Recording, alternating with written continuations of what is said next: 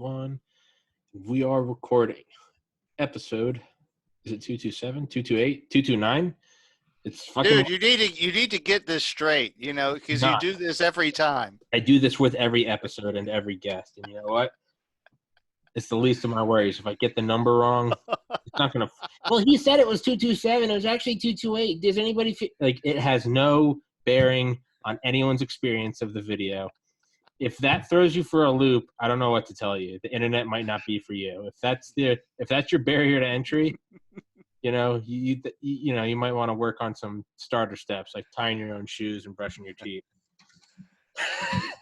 On that note, Roger Williams, who I've had two people comment on I think the first time I had you on, but I've had two people comment on that in the last week. Comments. Yeah, two comments in the last week on my episodes. I screenshotted it and sent them to you. Yes, I got them. Yeah, I'll read them right now for everyone listening.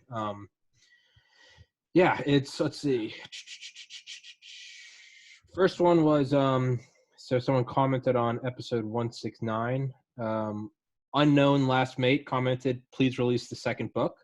And then yesterday, Angivel, Angivel. I love the metamorphosis of Prime Intellect. I've read it several times, and I'm still waiting for the transmigration of Prime Intellect, Topi. I Google it every once in a while, hoping for an update, but alas, I haven't found anything. I tried to find some way to contact Roger directly. Either he doesn't have any contact info publicly available, or I just fucking suck at looking for it.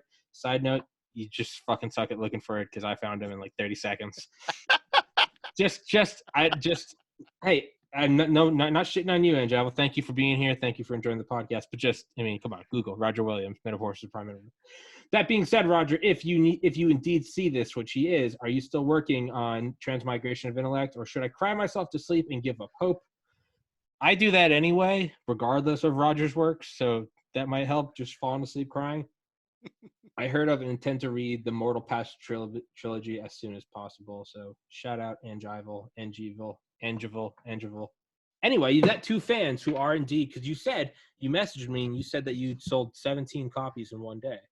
Oh, the thing is that there was something else going on, because that turned into over 100 copies over the next 5 days. So I link your book in the top comment of every episode you're on. I mean, no offense, but I don't think it was actually you. I think it was something else going on somewhere. No, if it was one or two, I would have been like, gotcha, Raj, but not me. But you are catching on, because I've got a couple of fans through you now, which took a bit. So, okay, whatever. And I responded to both of them in the comments myself. Okay.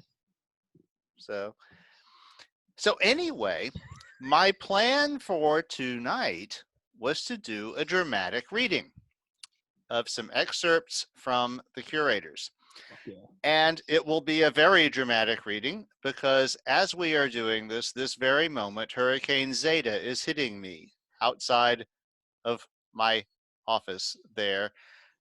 The eye of the storm will probably pass within about 20 miles, probably while we're doing our podcast. Yeah. Is this podcast going to be on Live Leak? I'm just as a warning, because I probably am not in any real danger from this storm, because as I often tell people, in southern Louisiana, we laugh at Category 2 storms, but it is very possible the power will fail.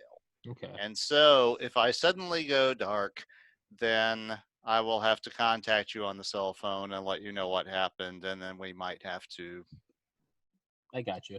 Get back, but I'm not really expecting that. Yeah, it's just, I mean, we've been in the cone, like 5 times before this year and didn't get hit. In fact, I've got coworkers who have been like, yeah, we're in the cone, which means we won't be in the cone once the cone moves.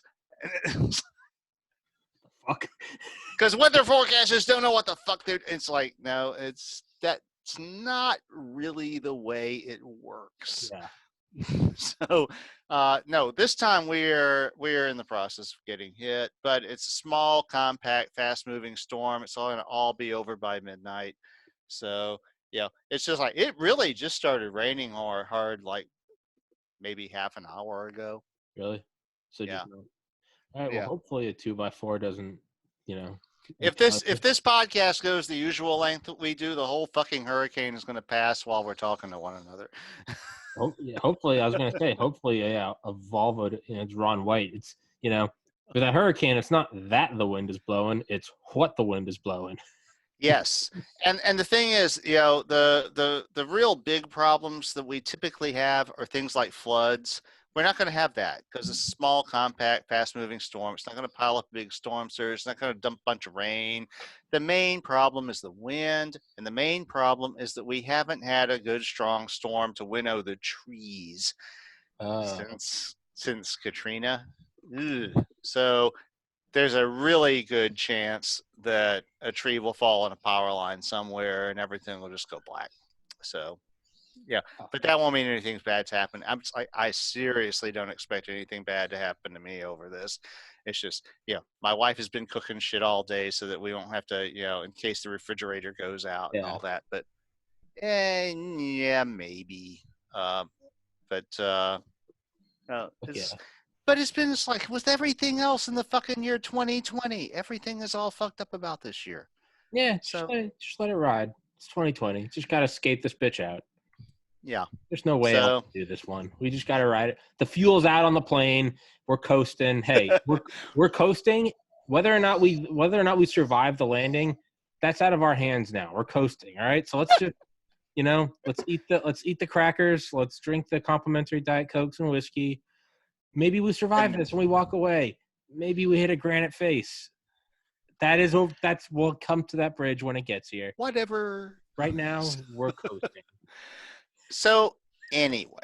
On that note, let's get into a podcast. What I wanted to do was, because you liked the description that I did of some of the things from the curators about the character Andrew, is I wanted to do a dramatic reading of the Andrew monologues, which are 11 very short excerpts from about halfway through the entire series. The series itself is close to 200,000 words in length. It was about 120 episodes. But around the middle of it, I switched narrators. In the first, there are 4 books, and the books are defined by the relationship humans have with this galactic civilization that they have found exists. And for the 3rd book, I switched narrators from the human who started it in episode 1 to one of the curators himself, a human form curator, and he will introduce himself in the first reading that I do pretty well. But I felt that he would be a better first-person viewpoint for the things that I wanted to deliver in the rest of the story. And so, but to lay things out, this is a story where humans develop faster than light travel in the 2040s. And we find out very quickly that there is a galactic civilization because our initial experiments attract one of their fold ships to the Earth. One of their what? Mainly. One of their what? Their fold ships. Fold? Yes, their ships work by folding space-time. Okay. All right, yeah. Which was just an idea that Heinlein and Asimov used a lot. And this was a more popular idea of how star travel would work before Star Trek. Really, before Star Trek, most science fiction writers would have told you that warp drive or something like that is not really believable. Because there's a whole shitload of equations that describe physics that say that faster than light travel is not possible. But what is possible is what amounts to teleportation, where you cease to exist at one point in the universe and you suddenly exist at another point in the universe. None of those equations forbid that. So that is what, so in the curators, it is the fold drive that, folds space. So distant parts of it are together and you can transition. So the aliens detect our initial efforts and come to make sure we're not going to do something stupid, because it turns out that the fold drive is incredibly dangerous if you don't understand it perfectly. Because if you don't have it calibrated correctly, if you do anything wrong, it can fold your planet into the middle of its sun. Okay. Small print, the fine Yeah, print. yeah, details. But it turns out that we actually do have our shit together in the 2040s when we're doing this. And so we sent our experimental craft to do these experiments near Mars, so that if we got it wrong and some planet got folded into the middle of the sun, it wouldn't be the Earth. We weren't that stupid. Okay. Many things transpire. Like I said, this is this is a series. I initially thought this was a thing that I would maybe do 10 episodes of. Turned into like 120 episodes. Spent 2 years on it. And actually, I'm very proud of it. It's, considering at no point in this series I had any idea what was going to happen more than maybe 10 episodes in the future. Mm-hmm. And that was at the outside, at the beginning of book 2, where I was figuring out geopolitics and how I was going to unify the governments of the earth. Most of it, 2-3 episodes out, I had no idea what was going to happen. I was like, it was an experiment. Yeah. And it worked out so much better than I ever expected. So anyway, what I plan to do, what I am about to do, is for book 3, I switch narrators. Books 1 and 2 are narrated from the viewpoint of a human who had an alien show up in his. He was a dermatologist, and an alien showed up in his office, and that led to him being the first ambassador from Earth to the stars. But after many, many interesting things, I decided, well, that character had kind of gotten to a point where I didn't feel he could be like the center of the action anymore. So another character was a friend who was actually one of the curators, who was a member of this mysterious group of beings that created all of the life in the Milky Way. They are the reason the Milky Way has habitable planets. And they are my answer. The whole reason I started the Curator series was I am very convinced by the rare earth theory that there's a lot about the earth that is very coincidental that makes it stable for the long-term evolution of complex life forms like ourselves. And if you look at this, if you read the book, if you look at the rare earth theory, then it's like, yeah, there's no other habitable planets in the galaxy. It was just a fucking astonishing coincidence that everything went right here. But my solution to this in the Curators to get a Star Wars Cantina type galaxy was, it was created. Okay, so this is one of the guys who created it. And I'm going to look over there where I have the source code and read. There are 11 excerpts, and then there's one from the greater story that I want to read to complete it. And I will pause after each of them. I'm sure you'll have plenty of questions and interesting comments about it. Yeah. So yeah, I'm just so you know, I'm gonna sit back and listen, and I don't want you to think that I'm just fuck you, Roger. I'm out. This is. Oh no, I'm listening. I'm a guest on this podcast. Okay. Yes. Okay. So let's do it. Andrew comment number 1. 60,000 years ago, I was born into a tribe of nomadic hunter-gatherers. They had a rich technology, but it lay in the fashioning of stone points and spears and mastery of the atlatl.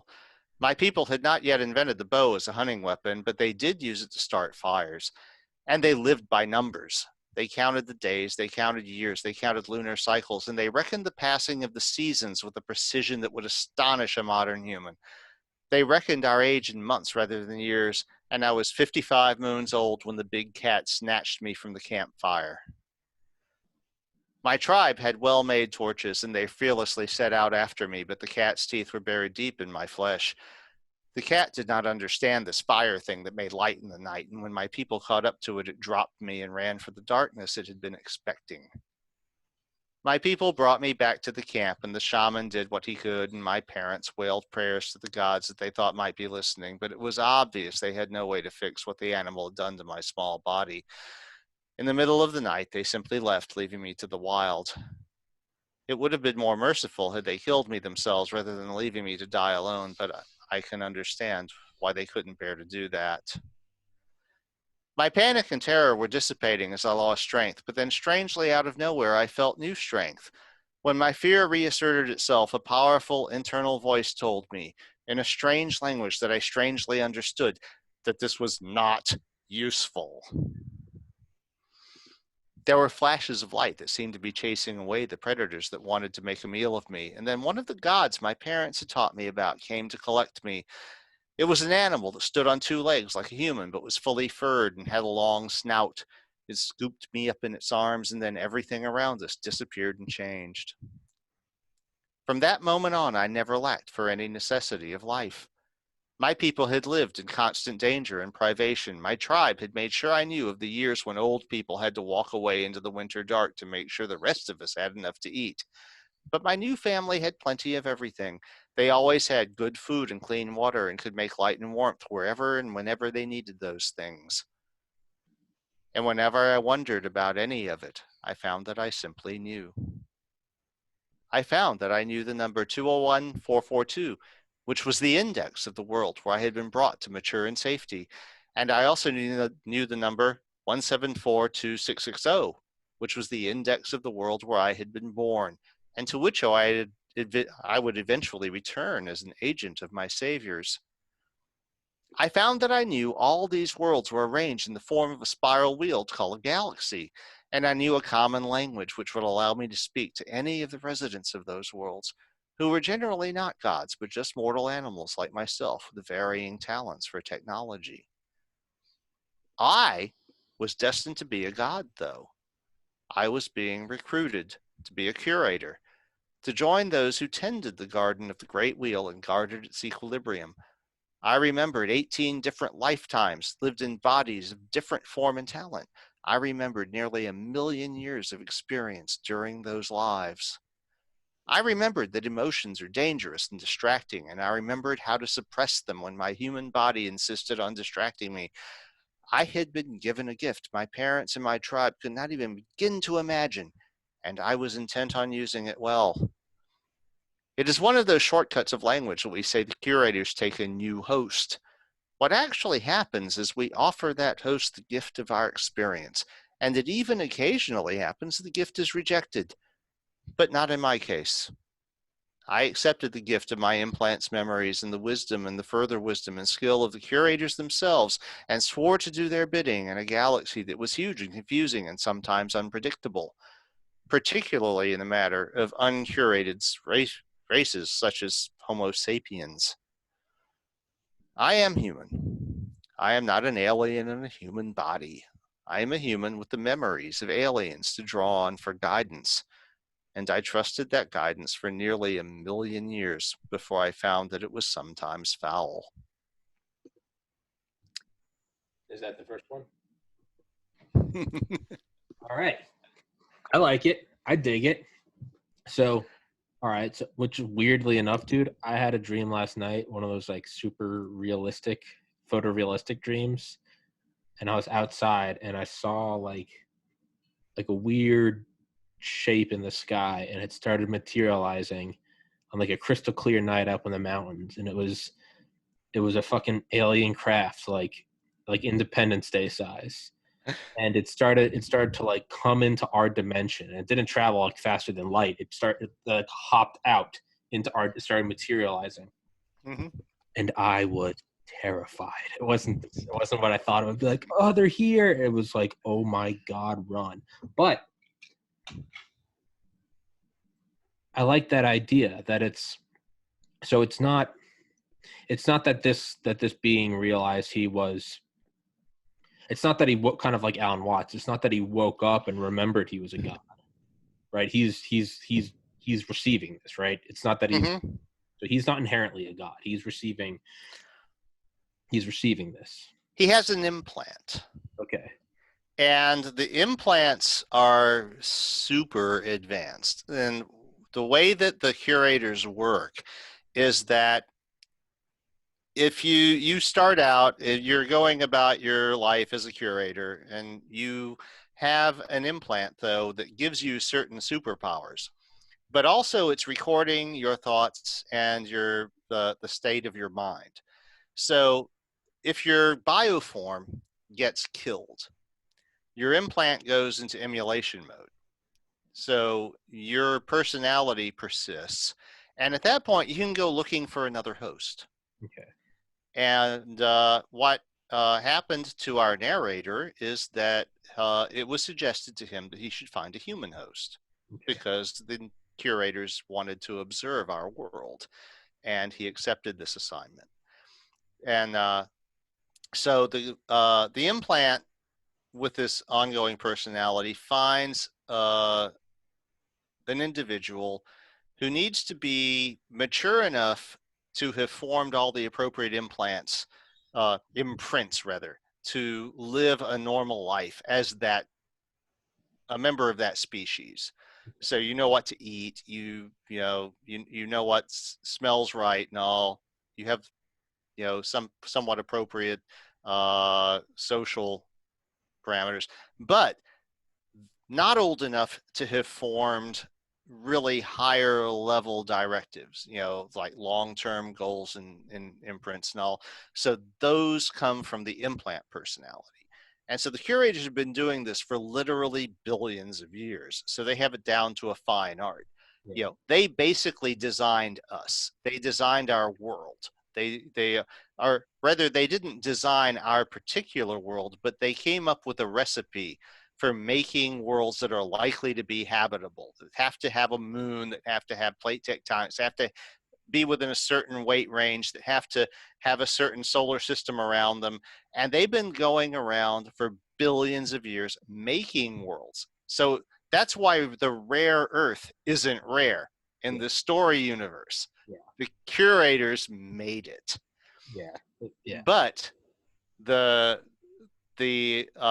comma, the little footnote in this story is that for whatever reason, which is not known at first, the curators didn't curate us.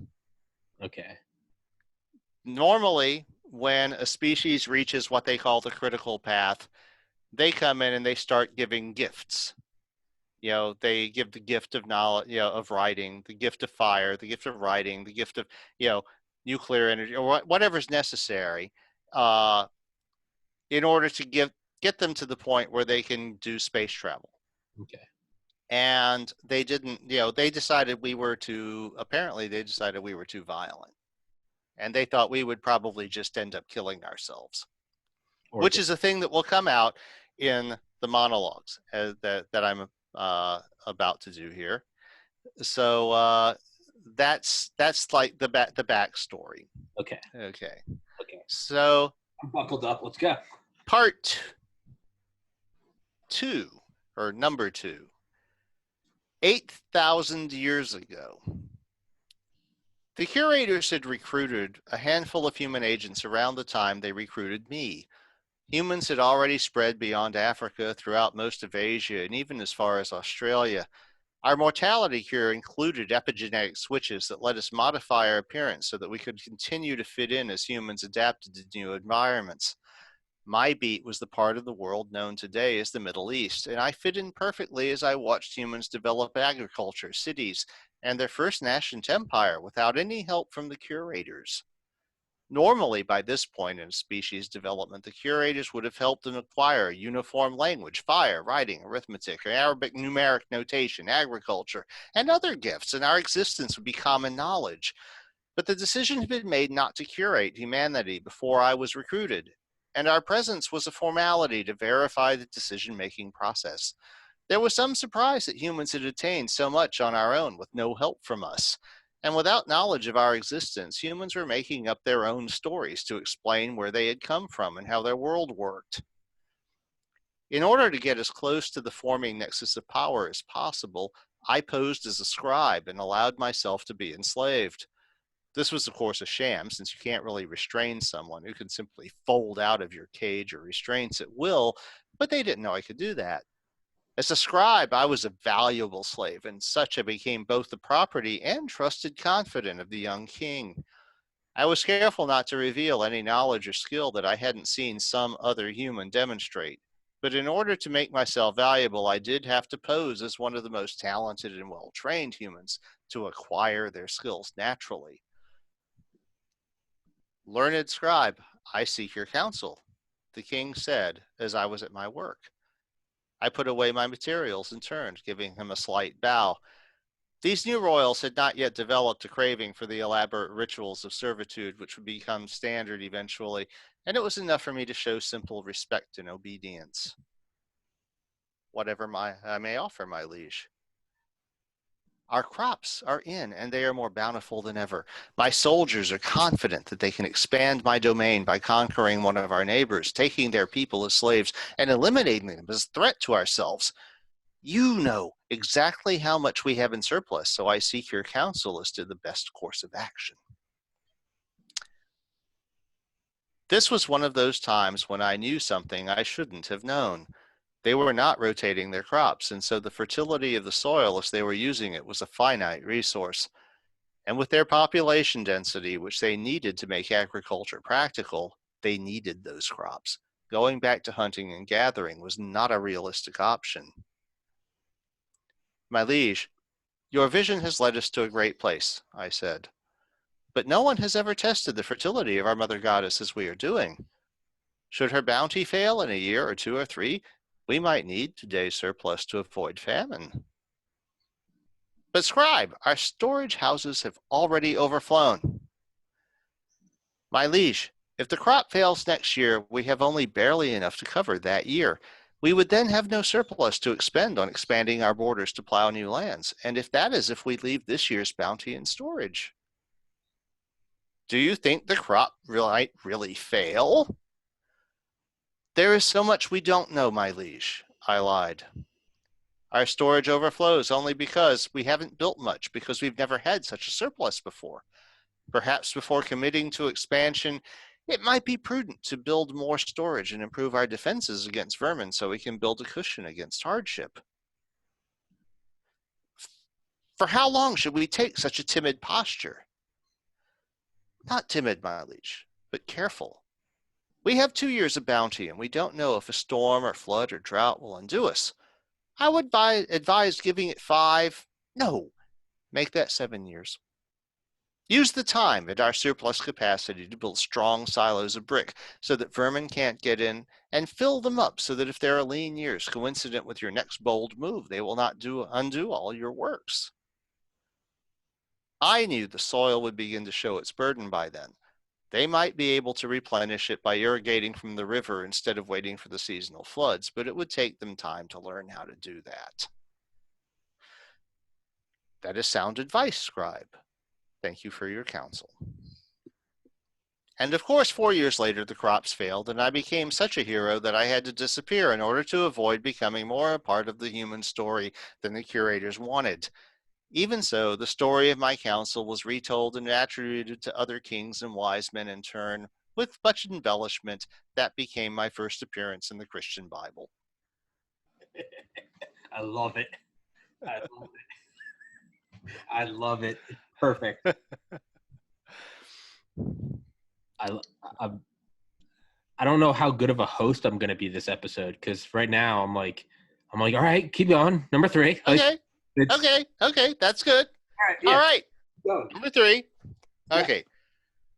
2,800 years ago. Oh, by the way, when I say years ago, that's from about 200 years in our future when this is all said. So 2,600 years ago from our point of view. Humans still hadn't figured out that their world was a collection of finite resources, and the first empires of Macedonia crumbled as the rich forests were cut down to make fields which only remained fertile for a few years before more had to be cultivated. Agriculture remained practical along the rivers where regular flooding replenished the soil, but the population thinned as the forests were converted to deserts, and the interesting action moved to the Mediterranean basin, particularly Egypt, where the Nile made long-term agriculture more practical, and India and China. Even with the ability to fold anywhere on Earth in our long lives, it was difficult for the handful of human curator agents to keep up with the ebb and flow of human conquest and collapse. I heard tales of a secretive school on a southern Italian island called Croton, where some of the ideas of which I was told seemed remarkably progressive. This turned out to be only partially true. It was a small paranoid club that taught asceticism and some odd philosophical ideas, along with the beginnings of an understanding of mathematics that was new even to me. Those teachings were heavily rooted in visualizations of shapes and an exploration of their geometric properties. I had to also swear to my colleagues that I had not somehow given them the idea that souls are immortal and return to new bodies after death. After all, in their circle, that was only true of me. Unfortunately, they completely eschewed practical applications of their philosophy and regarded some concepts, such as the existence of the dodecahedron and irrational numbers, to be too dangerous to reveal to those outside the group.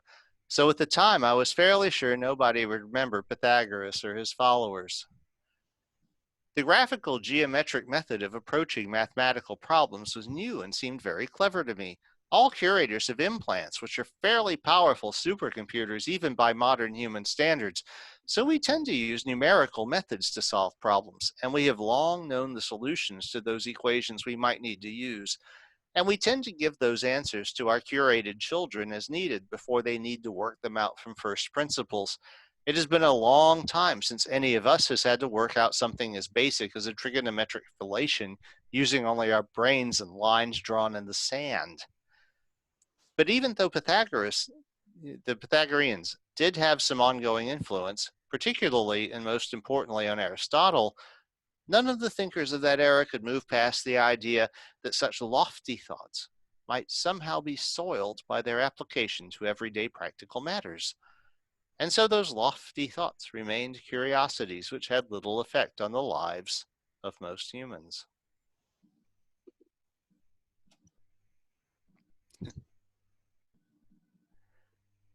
Number 4. 2,000 years ago. If the Greeks were hindered by an excessively philosophical approach to those ideas that might have made advanced technology possible, the Romans had the opposite problem. They were nothing if not ruthlessly practical, both in their aspirational architecture and their engines of conquest. But they considered math and geometry to be tools of the rough trade of building, whose members existed to serve the exalted whims of their masters. The arts of reading and writing were too fine to be wasted on such ordinary people, and so their arts were handed down by apprenticeship and word of mouth, and thus completely lost when the empire folded up. The Romans would eventually conquer everyone within range except for the Egyptians, who had the resources of the Nile Valley to draw on. That range was limited primarily by the time it took their armies to reach a destination on foot, a range they extended by building the finest roads any of us, including we human curator agents, had ever seen. Of course, this also required them to practice a very casual brutality, which always came up when we pointed out what humans were doing to those of us who had sent us to watch them. Human success would always be a temporary aberration, we were assured. Such a society could never be stable, and the collapse of the Roman Empire after a succession of increasingly self-absorbed and outright insane emperors seemed to confirm this. But from the ground on Earth, we could see another facet of this that other curators refused to acknowledge. Since we had denied humans the tools that eliminated scarcity and granted power, those who wished to eliminate scarcity or acquire power had little choice but to enslave their neighbors. Their agricultural techniques were primitive and hard on the land. Their architecture and engineering were also all dependent on manually manipulating things that could be found on the surface of their world. This required much backbreaking labor, which was often coerced by the threat of violence. I spent as much time with the Roman engineers who were raising aqueducts and vaulted domes as I did with their emperors. The fact that humans had managed to raise any kind of civilization at all was amazing, and the fact that that civilization was cruel should not have been surprising. I love that because it's the first like slight, I don't know if rebellion's the right word. The curators, it's like they're starting to have their own, you can see their bias. Like, it's, you could almost imagine like, us, like two white guys in 2020 America and being, our long Egyptian cigarettes. Like, see, that's why these African countries are so dangerous. And it's like, well, dude, they don't have anything. They don't even have water. They don't have a toilet, So you got to be cutthroat. We're like, they're all warlords, Let me tell you how it is. And it's like, it's very, it's kind of like the upper class of the Titanic being like, those peasants are so loud. And it's like, they don't have anything, man. Their life expectancy is like 30 years. Like, they're just, It's Roger, I'm going to go grab a little a lamp because these overhead lights are giving me a headache. But Okay. Hey, I'm not in a big hurry. Storm hadn't wiped me away yet, so I'm good. Yeah, I love that idea, though. It's the first time a kid starts to question, or like a teenager starts to internally think maybe mom and dad don't know what's best, right? Yeah, well, as hinted at the end of the first segment, yeah, Andrew's had a couple of come to Jesus moments at this point. It makes, and every time they have violence, it's like, see, this is exactly what we said, and it's like, well, that's a let me go get a lamp real quick. Roger, monologue, please. Hey. And we're broadcasting from the ongoing wind field of Hurricane Zeta, which is probably not going to blow me away because this house survived Katrina without any problems. So my bigger worry is that the power will go out and this podcast will come to an abrupt end. Other than that, yeah, hey, okay. It's raining.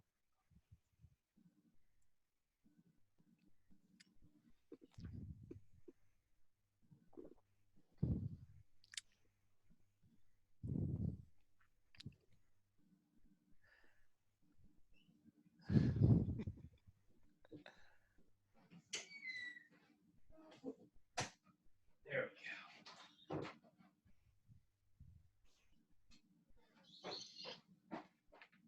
we go. That was dramatic. No, sorry. Dude, we got that backwards. See, I'm the one having a hurricane hit. The lights are supposed to go out on this end. Oh, fuck. No, Tower 7's supposed to collapse first. Oh, fuck. No, the lights overhead start to give. I did an episode earlier. Starts to give me a headache after. Yeah, I understand that. Yeah. Sure. All right. Yeah. All right, back into it. All right. So, number 5, 15th century CE. After the Roman Empire fell, it seemed that the human race probably was doomed. There were promising developments in China, quelled by conflict and invasion. Accountants on the Indian subcontinent finally worked out a positional number system that made advanced math possible, but then they didn't pursue the advanced math. Islam pushed an explosion of new philosophy and technology, which would eventually bring the Indian number system to Europe, but then the Ottoman Empire settled into the all too familiar pattern of mad leaders and corrupt bureaucrats. Then everything seemed to come together in Europe. The knowledge of the Roman engineers had been forgotten, but the older ideas of the Greek philosophers had been preserved, sometimes in only a few copies, but it was remembered because it had been written down, and now it was studied by people who were inclined to make practical applications. The errors of Aristotle's wisdom were gradually discovered. Gutenberg invented a way to make books mere non-royals could afford. Kepler worked out how the bodies of the solar system moved, and Newton worked out why. Other people realized that while their quasi-religious search for an elixir of immortality was probably futile, the experiments they had been conducting were revealing other more mundane ways to usefully manipulate the material world. Much of this new wisdom was spread through letters written on newly inexpensive rag paper by people who are basically hobbyists with enough wealth to have some free time. I found the role of carrying those letters useful, as it gave me a chance to spy on their content as their writers progressed in their ideas. Our supervisors assured us that it would collapse again, and we human agents resigned ourselves to recording that inevitability. But what then happened was both much more spectacular and much worse than anybody could have imagined. Okay. Keep going. Number 6. 18th century CE. The ocean-going caravel sailing ship made it possible for the Europeans to do what the Romans had only been able to dream of, mapping and nearly conquering the entire world. Diseases and vermin made their way to every corner of the earth, and casual cruelty was the order of the day as human enterprise continued to need those inputs which are not being provided by a nanite infrastructure. The European monarchs thought they were the masters of their universe, but then the Americans asserted their independence, and in their wake other colonies realized that they had resources which could be used against their distant oppressors instead of to benefit them. The dissolution of those empires took some time, but it was inevitable once it began. Then the Americans had a civil war, fundamentally based on the last gasp of slavery as a human institution. Human civilization still needed the labor, but were now favoring economic bondage rather than outright chains as being a less ugly and ultimately more practical method of controlling people. The Civil War featured an explosion of new technology developed toward the end of making more effective war, and at its end, more than 500,000 Americans lay dead on the killing fields. I wore both blue and gray uniforms in order to study that war, and I had to fold myself out of danger more than a dozen times. I thought that was a lot at the time. The Civil War seemed like an awful thing, and other than the act of folding a world into its star, it was objectively one of the most awful things anyone could remember happening in the entire history of the galaxy. But humans are really very good at whatever they decide to do, and they were just getting started. I'll keep going. I'm Number 7. 20th century CE. The story of human ascendance has, unfortunately for many individual humans, been the story of human power. Not having the nanite-based economy of plenty to provide needs, when humans wanted more, they could only acquire more than they could acquire by hunting and gathering. They had to start by acquiring power over other humans in order to marshal the labor resources they needed to do what the nanites could have done. We human curator agents were directed to study human nexuses of power in order to verify the curator's prediction that humans would ultimately destroy themselves. This study took us to many places and times. We were there in China and in Mesoamerica, in the Indian subcontinent, and of course in Africa.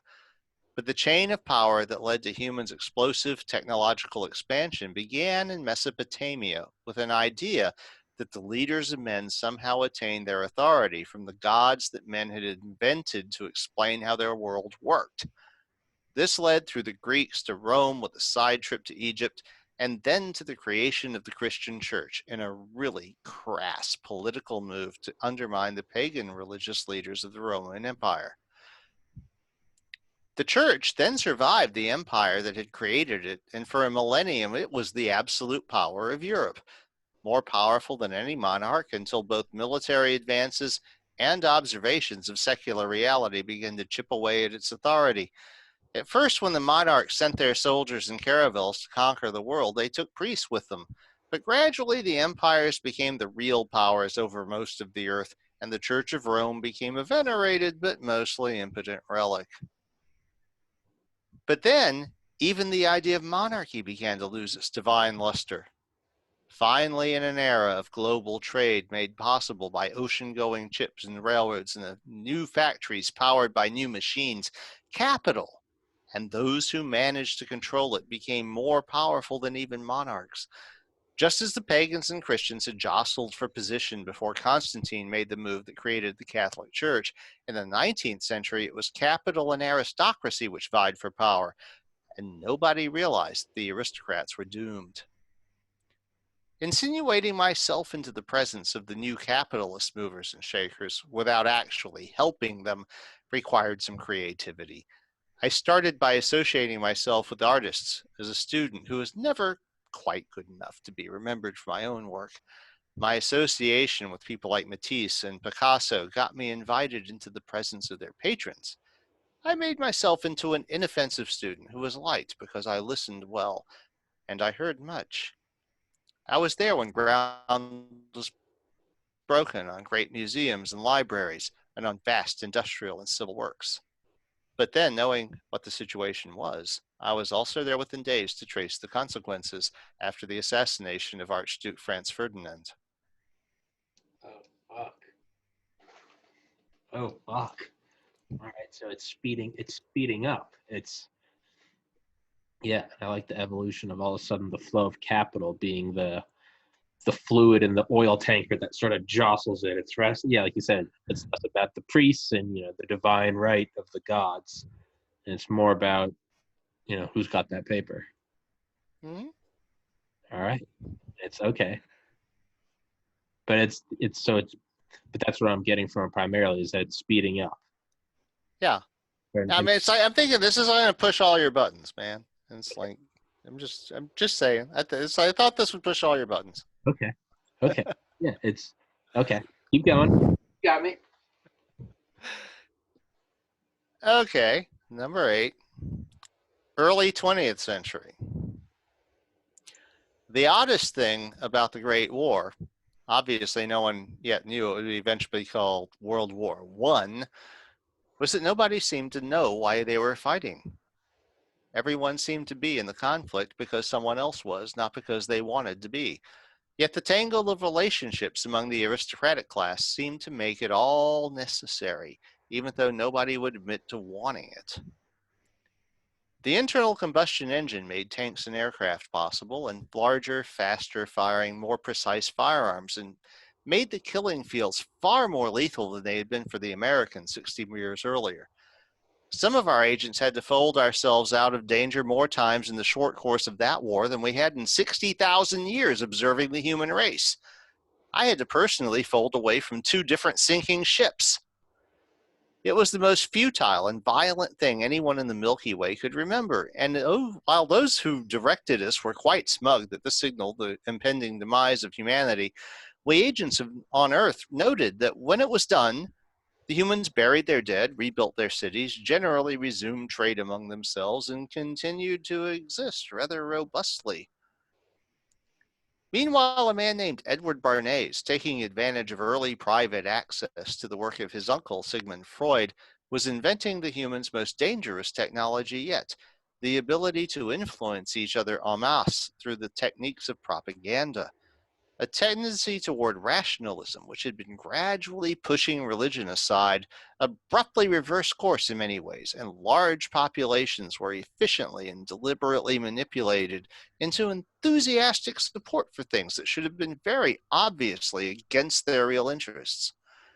When World War II began, nobody was in any doubt as to why it was being fought. It was spun up through fomented xenophobia and launched out of crass greed. The propagandists did their job too well and convinced themselves of their own superiority and the subhumanity of their enemies, and they acted accordingly. Their enemies saw how this was done and reacted in kind. And this time the technology was even more dangerous. Tactics had also improved since they had the example of World War I to study, which did not really help since the weapons were so much more powerful and the players so much more ruthless. Of course, we became aware of the giant project the Americans were undertaking to realize atomic energy. Nobody in the galaxy had ever bothered to try this, We weren't convinced ourselves that it would work until the Trinity test. And at that, the 6 of us who had been recruited to live among the humans all those thousands of years ago decided to hold a rare personal meeting to decide what to do about it. It was now clear that our curator handlers were just as wrong about everything as the humans might well be. If we just watched while the humans did what they might be about to do, we would survive. We might go into emulation, but we would all take new hosts. And we would have to live with the memory of whatever we were about to experience on Earth for a very long time. Okay, I like that.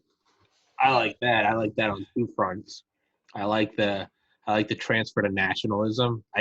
As you said, we're moving from towards the gradual march of materialism and eroding, I guess, theistic structures. Yeah, I was like, I like it. Go to nationalism, spin them up, and you're right. It's like a new. It's like going from silicon to carbon, right? You hit a new paradigm. You start to hit an asymptotic curve, and then you kind of turn into an S curve, and then you hit a new one, right? We're moving away, up. Are they figuring it out? Nope. Propaganda, the psyche, whip them all up. And then, yeah, I like that. They start to believe it themselves. Oh, fuck. Is it just the Japs, or is it now are we starting to be like, we got to fucking kill the Japs, right? It's whipping that up. I was going to say the A-bomb. I like that. We didn't think was possible, but it's kind of like, I guess this is full on fucking ego, but in a way, it's kind of like this podcast. That's how I can see it, is because if you're limited, right, limited resources, that's the only way they have to subjugate their fellow man. It's the only way they can progress without the nanite backbone.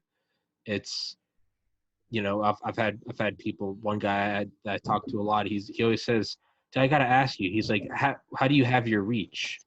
It's like, "How do you get some of the guests you get?" And I'm like, and now I can only write it off as like, well, I'm 30 and I live at home and I'm desperate to get this thing up and running. So it's just like, fuck it, send out 1 million emails. I'm going to get a man that walked on the moon. But it's kind of like that resource limitation, because it's like, when you're not limited, you never push it that far. So why else would you try to build an atomic bomb? Because otherwise you don't really have a reason to. Yeah. When it comes down to World War II and the stakes are so high, it's like, we didn't even think it was possible. But now these guys are fucking around and it's like, holy shit, they did it, right? Mm-hmm. And Tommy, you are like the poster child for perseverance.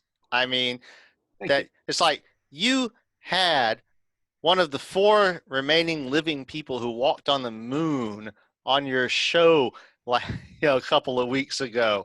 I mean, okay, it's, you obviously still got room to grow, but you have proven you can start from literally just like nothing. A laptop and a back. A laptop and an internet connection, and the sky is the fucking limit. Fuck yeah. But I like the relation to the curators, though. It's because you would think, it'd almost be like a Rogan, right? I can imagine a Rogan as like the curator. Like, I just never tried to get on one of the Apollo moonwalkers because I never needed to. But then you look at the resource limitation, right? I could be, the nanite backbone would be funds and a revenue, right? And I don't have that. So it's, you stretch what you have to the limit. Well, also think about it. Suppose Rogan calls Charlie Duke and Charlie's people blow him off. Yeah. And you're Rogan. It's like, fuck that shit. But for you, it's like, well, hell, everybody blows you off. And, it's like, so it's like, what the fuck? Might as well try, right? Even Charlie gave me a soft no like 4 times. I just poking him and finally he said sure. And he's I've reached out to him several times since then. I don't think he wants to do it again. But shout out Charlie Duke. Point being is, it's until you're pushed to that absolute, because you can push yourself really far out of curiosity, but when it's really no longer convenient, you're not going to do it anymore, right? But when it's, if you see how far you can swim as an athlete, you might be able to do 500 laps. But if you're out in the middle of the ocean and your ship sunk, you might see yourself doing the equivalent of 3,000 laps because you don't have anywhere else to go. Right. That's where I kind of see it. No one else tried to build an A-bomb because ultimately it's not worth that much money, right? 10% of the U.S. power supply, $2 billion in 1940, all the Yeah. enriched. Yeah, you don't need it, But really. but we also didn't know that we weren't going to be facing this like global coalition of everyone else in the world united against us after it had been unified by one of these two Axis powers. Yeah. So that was, having that was, it wasn't actually as necessary when we completed it as we thought it might be when we started it. Yes. Yeah. But it was, uh, it was one of those heroic things, Yeah. like the Apollo program, Yeah. Yeah. that Yeah. Yeah. seems kind of crazy in retrospect, Exactly. but Exactly. That's exactly what it is. It's like, holy fuck, they went to the moon, and it's like they had to. It was like, we got to beat the Soviets, right? Yeah. yeah, I because don't. otherwise they're going to have fucking radiation weapons up there or something. Yeah. It's like, Yeah. who knows what. Yeah. It's kind of true. Like, we needed the nuke because it was like Hitler's going to get it. But then, like, Hitler was gone, and it was like, and then it just became convenient to drop it on the Japanese. Like, if we really wanted Well, to, the thing, Russia would have. the problem at that point was by the time we realized that the Axis, that Hitler was not going to get it, we had spent so much money Yeah. that not completing it The waste. and not getting a result was not an acceptable result. Yeah. And so they literally hid the fact that we had discovered the Nazi atomic program, Yeah. and we knew its extent, and we knew it was futile, that they had never sustained a chain reaction, and we had in fact confiscated all of their uranium and brought it back to use in our shit. Yeah. But they didn't tell the people at Los Alamos any of this. Yeah. Well, because they wanted to keep the hustle going. You're right. You got to get an ROI on it, right? We put Yeah. so much in. So it's like, you spend $2 billion in 1945. Yeah. You got to show something for that. And you could almost And argue that, like, yeah, we needed it because we thought the Germans were going to have it, and then once we found out that their shit was bunk, we knew we didn't need it for the Japanese. But I could see that the very upper echelon, like even above Los Alamos, like the President's Circle, I could see them saying, "You need it for the impending Cold War." Well, one of the wet blankets on the whole thing was Leo Szilard, who was the person who thought of the nuclear chain reaction in the first place. Yeah. And I can tell you've read The Making of the Atomic Bomb, because you know who I'm talking about. Yeah. And he's trying to tell people to test the bomb is tantamount to giving it to our enemies. Because once they know it is possible, the true secret of the atomic bomb is that it is possible to make them at all. Okay. And Szilard was trying to tell them that, and nobody was fucking listening, because all they were hearing was, we spent $1 billion. We have to finish this thing. Yeah. And then, as you read in Dark Sun, Szilard was right. Yeah. And once they knew what we could do, our enemies went and did the same thing, because if you're a country, it's not really all that difficult. Yeah. And so there we are. And welcome. Yeah. And that was even before 2020. Yeah.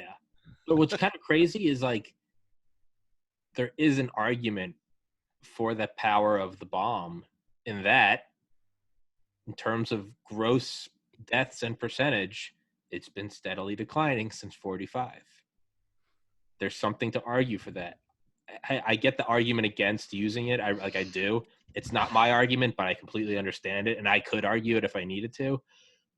But there's something to be said for, like, deaths and violence was going up for like 10 millennia, and it's been dropping roughly since August 9th, 1945. Maybe correlation isn't causation, but I don't know. It kind of It kind of Yeah, does, well, it did scare it did make everyone crap their shorts. So including it's us. like, yeah. Including us. We were like, it's like if you snap and you punch someone and like you broke their like nose. I did that. Yeah, Yes. it's that, oh shit. Like they're scared, but you're kind of scared. You're like, I might I get it. had a coworker 20 years ago. This young guy, Baton Rouge, and he was literally one of these guys whose hobby was going out on Saturday night and getting in a fight in a bar.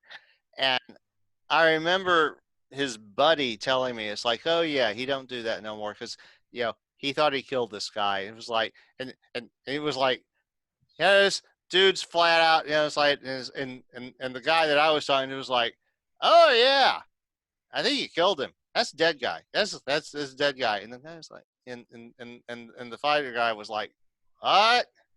Yeah. It's like, oh no, I think it's dead guy. This like no, this turned out it wasn't the dead guy.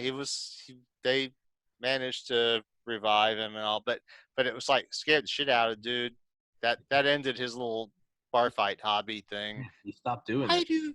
Who thinks that's fucking entertainment? I don't know. I had friends like that. And after working in a bar in college and kind of seeing those guys now in hindsight at 30, now I look back at it, I'm like, in my armchair psychiatry, I'm like, that's just some dude with some pent up, with some sexual suppression. I think it's manifesting in that way. What is it? Fuck, what was that movie? It's that movie where the guy, he like goes out at night and he gets, he like pays guys to beat him up. And he's like, I think you're gay, man. He's like, no, I'm not gay. I like having guys beat me up. And then towards the end of the movie, he gets married to the guy that beats him up. It's like some little side thing in a movie. What? It keeps, it's not like the main thing. It's not like the main plot. It keeps popping up on the side. It's like, where'd you go last night? He's like, I think I paid some guys to beat me up again. They're like, what? I think you're gay, man. And he was like, no, I'm not gay. And at the end of the movie, If you think of the name of this movie, text it to me or something. It's like, let me know because I need to see this. This guy's hilarious. He's Oh, we just had a little rain band come through. Okay. But at the end of the movie, he's like holding hands. He's like, this is my boyfriend. And they ended up getting okay. The first gap was I had to get a lamp. Now I gotta pee. Sorry. Might as well do it now. All right. Roger, monologue.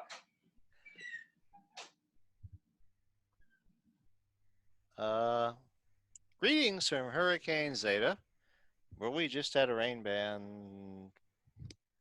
about 6 inches wide come through.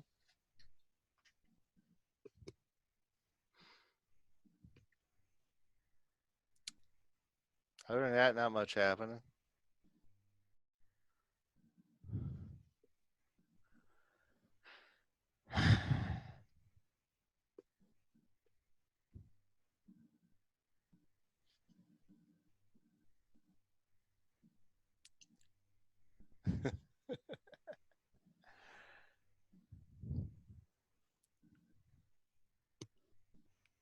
Oh, Dad, if you're watching this, I got your computer over here. See you Saturday.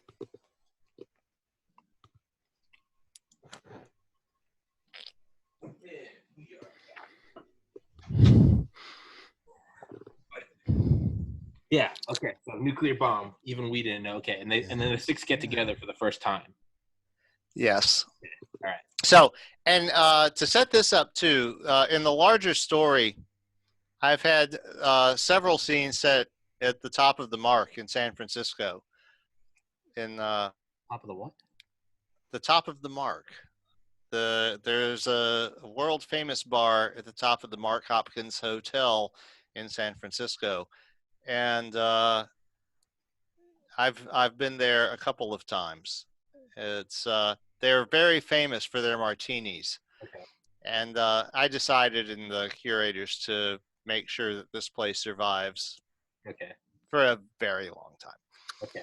But this actually occurs right as the bar is being open, and so okay, as you'll hear.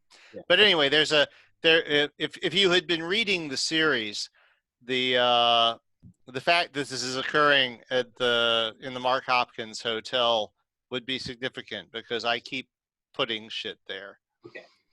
Okay, so 1945. What part is this? Is this 8? This is number 9 Jesus. of the.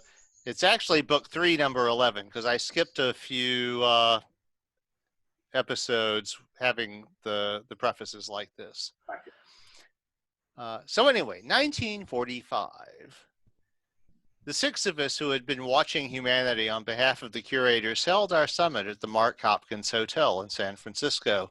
It takes time for our epigenetic switches to change our appearance, so most of us didn't dare to be seen in the swanky new restaurant on the 19th floor. Instead, I rented us a generous suite on the 15th and arranged for room service. We didn't use names, so among ourselves we referred to ourselves as E for Earth, 1 through 6, in the order we had been recruited. I was E4. E2 had had the Japanese beat and had managed to fold in time to catch the after effects of the Hiroshima bomb. We poured a round of Jim Beam and he raised his glass. To the end of this war at least, he said with a bit of a sigh, and we all toasted. But we knew it wouldn't be the last war any more than the Great War had been, and the next war would be fought with weapons almost as terrifying as the detuned fold drive. More terrifying, really, since while folding a world into its star kills everything, it does so pretty much instantly, so there isn't so much protracted suffering. I have been watching these people for 55,000 years, E6 said, and every time they do something magnificent, our handlers say it's crazy, and more evidence they will destroy themselves, and they keep not destroying themselves. This may be different, E2 said. You haven't seen what these bombs do. They don't destroy the whole world. Look at how they picked up after the last war and just rebuilt everything and went on. With humans, anything is possible. Up to a point, E1 said. He was in Chinese physical form. They have incredible constructive technology, but their destructive tech always seems to lead. That shouldn't be too surprising, I said. The question is, should we just stand by and watch in this volatile environment? Should a single individual with way too much power do something stupid? We've seen lots of stupid in the last 100 years with their genius. I want to see what they do next, E5 said. This bomb is a horrible thing, but it's a magnificent horrible thing. Nobody in the history of the galaxy has ever realized such a thing against such odds and obstacles. What could they do if they put that effort into something constructive? Like what? I think only the humans themselves can decide what might be important enough, I said. We talked through the night. Each of us had seen things we were pretty sure had never been seen before in the whole history of the Milky Way. We might not be able to save humans from themselves, we eventually agreed, but as they attained powers we had never seen before, with an obvious lack of the impulse control we had been taught as curators, it seemed irresponsible and even cruel to not at least try to help them. We were done being passive spectators. I like it. I like the sort of, it almost seems like hands-off approach, right? It almost like, yeah, right. It'd be like, I'm trying to think of an analogy. It'd be like if the underdog got to the Super Bowl, right? All leading up to the whole season and the playoffs, everyone's saying, you should do this, you should do that. And now they got to the Super Bowl and all the pundits are saying they should do this, they should do that. And one of them's going, I think we should let them figure it out because they figured it out so far. What do we know, right? Because we keep saying they're not going to do it. Here we are. Well, that's what these 6 guys are basically in that position. They're you know, and you got to remember, they're a member of a culture that's literally billions of years old. Yeah, they are all literally millions of years old. You know, they've all been tens of thousands of years in human bodies. And they're, you know, they all came here to watch us, you know, flame out. Yeah. Yeah. And they're watching us, okay, do some really spectacular shit, but in the end, we're not doing the flame out thing. Yeah. And they're trying to tell their handlers that this is not quite what you think it is. Yeah, right. And they're like, no, we've been doing this for 7 billion years. Fuck off. Just let us know when they kill themselves. Yeah, yeah. It's And they're here going, Houston? yeah, Yeah. we're watching something magical, right? It'd be like if you could be a fly on the wall and watch Eminem, right? Like Marshall Mathers. You'd be like, this guy is fucking doing drugs. He's getting in fights. His friends are getting shot. He's manufacturing cars in Detroit, and he's throwing everything at doing rap battles. You're like, you keep watching, and finally you're like, they're like, has he died yet? And you're like, hold on, he just met someone named Dr. Dre. Like, let's see what happens. And they're like, he's gonna die, and they're like, dude, I just saw him fucking throw down a freestyle and he burned down the house. Like, let's see what happens, right? So that's what it is. The A-bomb's Dr. Dre, and they're going, let's just see what happens, right? Yeah. That's what I'm getting at. Well, yeah, the human race is Eminem in this story. Yeah, it's 8 Mile. Oh my God, I'm trying to think of some of the people whose brains would melt thinking about that. That's what it is, though, right? Yeah, and it's like, and I'm not even like one of the guy's big fans. It's like I appreciate his music. Yeah. It's like, but you got to see what he fucking did, and and the movie was fucking spectacular. I mean, there's an interview with him. Yeah, there's an interview with him, and he's just like he's talking about like throwing tapes out to people at the end of shows, just like, and he's like, man. And he's like, I'd thrown out like 1,000 tapes over like a year to people. And he's like, and I was so pissed off. And he was like, I just finished second place in some rap battle. And he was like, I'm so finished. And some guy came up to me and said, hey man, do you have a tape? And he's like, and this is Eminem talking. He's like, and I had given so many tapes to so many people. And he's like, and part of me just wanted to be like, fuck you. But he's like, for whatever reason, I took one of those tapes. And he goes, and I just said like, whatever. And I kind of flicked it at him. Like with an attitude. He's like, admittedly with an attitude. That guy was friends with Jimmy Ivy, who I know worked with Dr. Dre.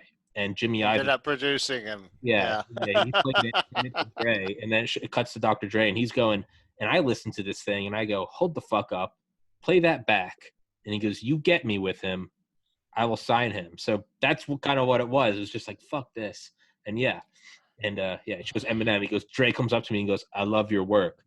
And the guy goes, how'd you feel? And he goes, man, I swear to God, I started pissing my pants right there.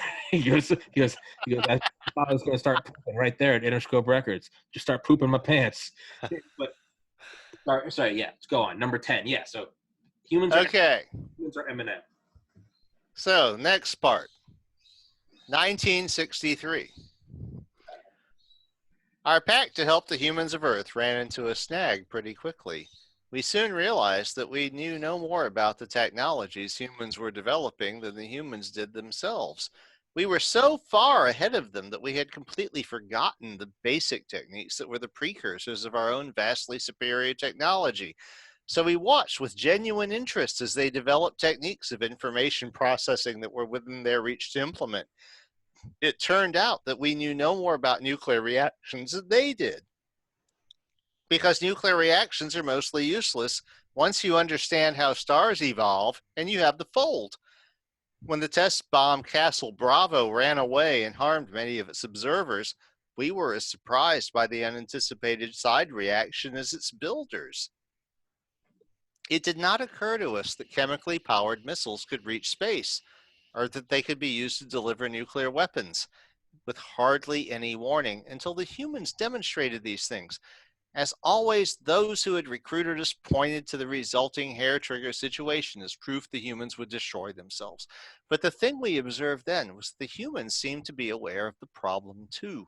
When the human mathematician John Nash proved that the hair trigger could be made more stable, few off-world curators could even understand his argument.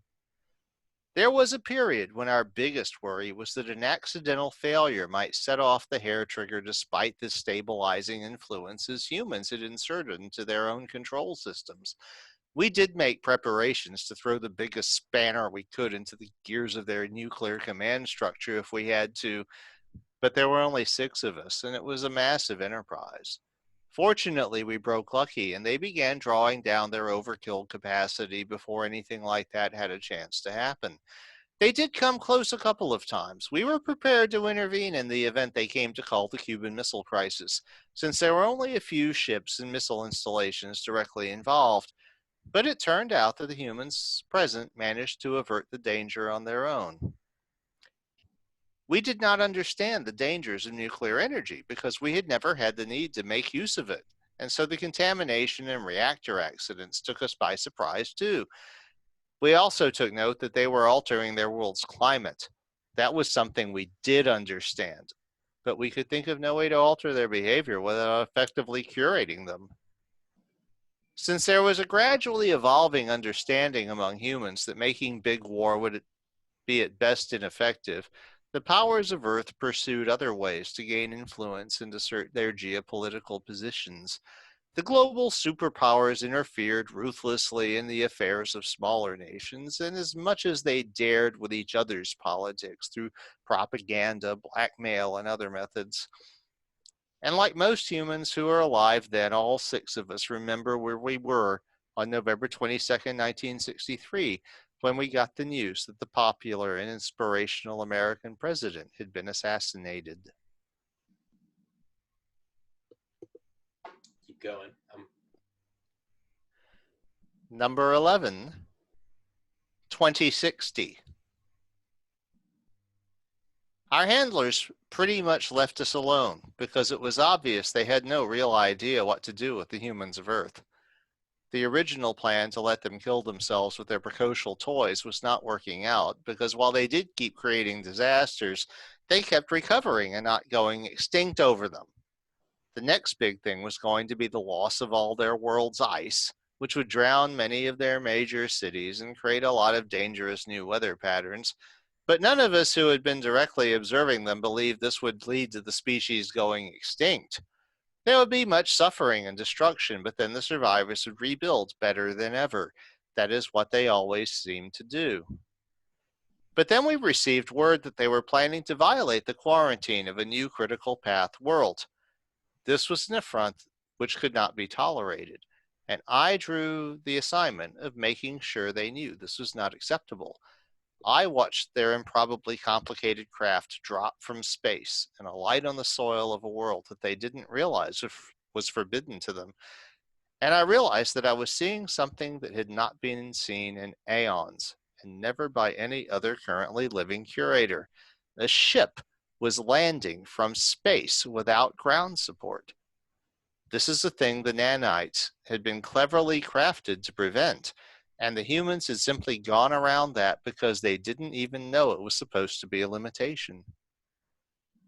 I let them see me fold out, and it had exactly the effect I intended, only more so.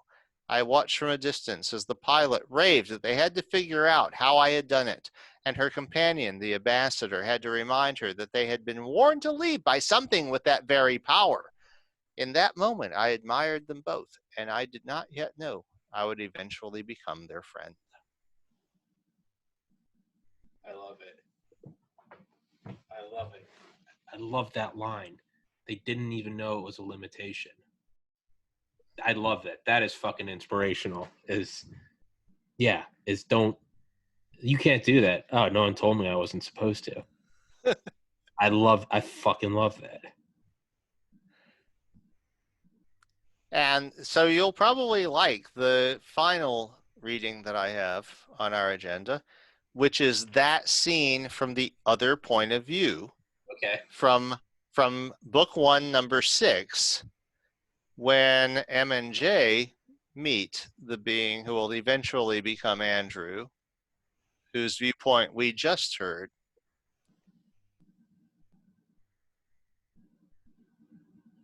This is from the viewpoint of the character Jay, who starts out as a dermatologist. Okay. Ends up being the ambassador from Earth to the entire galaxy. And this is our first interstellar trip in a starship that humans built. Okay. We'll be on the ground in about half an hour, M said from the front seat. We won't burn up. We don't have orbital velocity. We'll fall until we can glide, and then I'll start the engines to land us. This all went well according to plan until we landed in a clear area and popped the cockpit bubble. Aren't we the first humans on this world? I asked as Em took off her pressure mask. Of course, the aliens don't come here, and this is the only human starship. Well, then how is it there's a human being standing at the edge of the clearing? He gave the appearance of being a well-groomed British gentleman, and he watched quietly as we stowed our gear and departed the starcraft. Once we were on the ground, he approached and offered his hand, which we shook cordially. M deferred to me, as I was supposed to be the ambassador. I thought we were the first humans here, I said, with an attitude of respect and slight surprise. Oh, but you are, he said with a smile. We perfected the art of walking among our children aeons ago. If I presented at any of your most advanced hospitals, they would never suspect I am an alien, but I am, in fact, one of those you call curators. We came here to find you, I said. I know. Earth is my normal assignment, obviously, but I was tasked to come here and intercept you when we realized you were going to break quarantine. Your cosmic acquaintances are both young species, like you, barely out of quarantine themselves, and they did not understand and therefore communicate just how dangerous this is. Why? We do not care much about what happens to species that have not reached the start of the critical path. They live and die all the time, accomplishing nothing, arousing no interest, and we consider it a duty of those species that have completed the critical path and gained space travel to learn to deal with the challenges they will find in the vastness of space and myriad interactions of interstellar commerce. Should you attempt a rampage of conquest, they should be able to defend themselves. But the species on the critical path are interesting to us, but vulnerable to premature influences and not yet able to defend themselves against invaders armed with high technology. We do not want you to recruit or proselytize them or impose an order here. We want these beings to define their own order, to refine it, to reinforce it, and then to take it to the galaxy to participate in the vast garden that we have been creating for almost 8 billion of your Earth years. M spoke up. You don't seem to have cared much for us on our critical path, she said with a sharp tone of bitterness. Your belligerence worried us, the curator said, unfazed. You are far more willing to murder your brothers and sisters than is usual. We decided to develop you slowly so that you might have time to mature beyond this impulse, but it happened that every time we thought it was a suitable time for a development, you had either done it already yourselves or were about to. In the latter cases, we allowed you to advance on your own so that you could own your achievement. For all your troubles, your species has made remarkable accomplishments. Even though you made it from a murder weapon, your craft here is a wonderfully and uniquely small and maneuverable starship. It didn't occur to you to intervene to help us with our belligerence rather than to leave us to our own devices? He shrugged. It was a judgment call. Your rate of advancement has been startling. We underestimated the effect the threat of mutual murder would have even on those of you not inclined so much to fratricide, since you had to defend yourselves against the dangerous minority. Of course, your dangerous ones tend to find high office in your political systems, which is an ongoing problem. For aeons, our policy has been one of mostly non-intervention. Sometimes our children kill themselves instead of developing. It's a natural part of what we are trying to encourage. We have had other murderous children, but none so technologically successful as yourselves. And now we have the fold drive. Yes. It will be interesting to see what you do with it. It is as dangerous as it is useful. Only a handful of species in all of our experience have ever gone to the trouble to build nuclear weapons. Actually, later developed, that was zero. This was a series. Yeah. I amended that later. Nobody ever did this before. Okay. The ability to make a big, messy, poisonous explosion is rather unimpressive next to what a full drive can do. And most of our children get the full drive without ever building the massive industrial works you have made.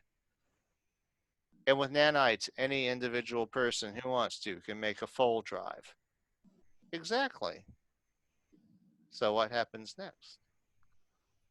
You leave this world and don't come back to any critical path quarantine world. We mostly consider you your own and our children's problem, but we will not tolerate interference in our gardening. The civilians misled you on one point because they don't know the truth themselves. Our standards are reasonable, and none of our children have been stupid enough to fold their homeworld into its star by accident once we gave them the proper configuration parameters. But a few worlds have been folded into their stars. We do not seek to create an ordered, formal garden. We want to be surprised by our children. Nothing would be more boring and pointless to us than a galaxy full of life that we design performing some perfect specification. But even so, once in a while, we do have to weed. Is that a threat? Em asked sharply. Just a warning. Our requirements are few and reasonable. I will give you half an hour to depart. If you do not, you will never see Earth again. And he disappeared into thin air. What the hell? Em rushed forward and pawed the ground where he had been standing. Tell me he didn't fold out from the surface of a planet. He folded out. He didn't take any of the vegetation or leave anything of himself. There's no air pressure prop. How the hell did he do that? You gotta remember, at this point, the human's understanding of fold technology is the fold makes a sphere. Okay. Come on, we have to leave. We have to find out how he did that. And we never will if he folds us off to the other side of the galaxy, which I think is what he was implying if we don't leave. He just showed us something extremely valuable. And what's that? We're nowhere near being able to do anything like this.